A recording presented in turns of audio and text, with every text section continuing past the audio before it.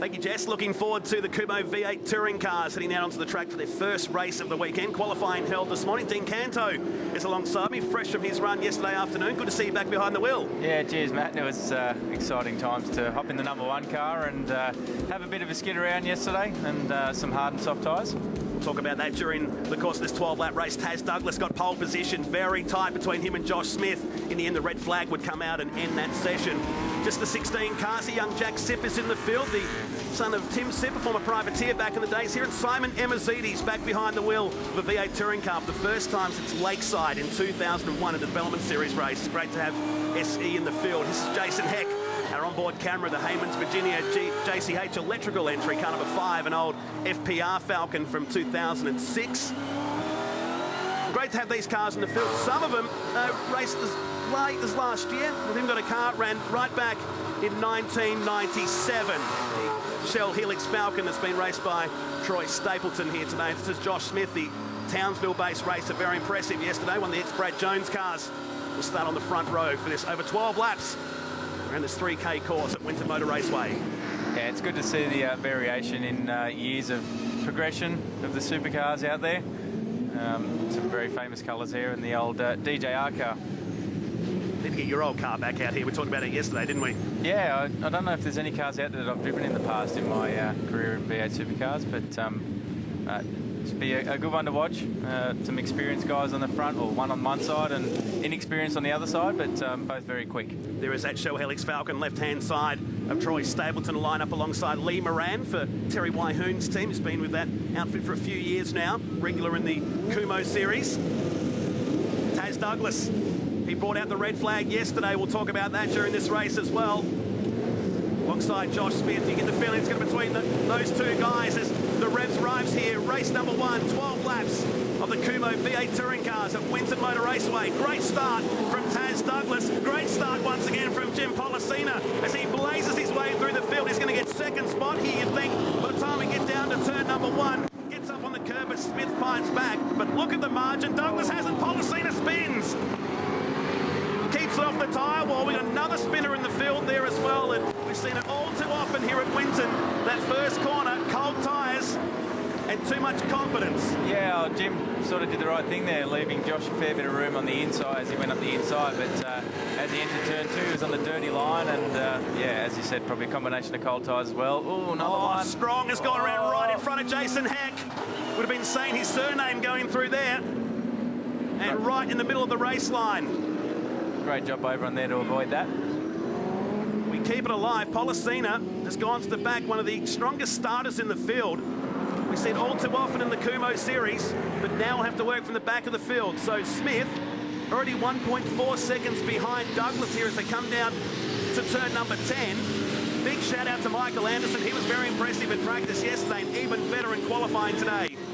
Yeah, great job. I mean, these guys are still going to be learning these cars. Obviously, with Taz's experience getting these cars off the line, that's why he's able to get that jump. But, you know, the young guys, as long as they're having fun, and the lap times are, you know, what we look at the end of the day. Another drama here. That's strong, I think, going off the circuit again at turn number 10.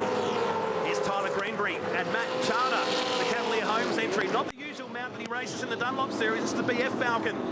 Looking a bit stronger this weekend behind car number 18, a home track race for him. Stad Armin's racing in the V8 Utes races here this weekend at Winton. He menaces the back of Tyler Greenbury in that Edge Falcon. Replay at the start here. Watch Policina from the third row and just split him down the middle, but at about 150 or 200 metres, it all came up donuts for him. Yeah, so he did the right thing there by leaving Josh a bit of room, but he's dragged the wheels on the left-hand side into the dirt at turn 1, and as he's turned into turn 2, obviously just let it slip around a little bit. Lucky not to hit the wall there. A bit more bitumen down there this year. That was Kovacevic that went around as well. We saw Sam Morabito drive that car at Sandown earlier this year. On board with Jason Heck and Chris Smurden in the ex-Stone Brothers Falcon right-hand side. Oh, Smurden just had nowhere to go then. Had the best start of these guys, but was the car slow to get away. Yeah, live to fight another day. Stayed side by side, which is hard to do, and there's Policina spinning off into the distance. An area that's been modified since we were here in 2015. Probably saved him, didn't it? Yeah, definitely. Usually would have been dirt there, so he would have definitely made contact with the wall, but Taz clear straight run into the first turn there. As we saw Pollicina in the dirt at turn 1, and then, yeah, Passenger at turn 2.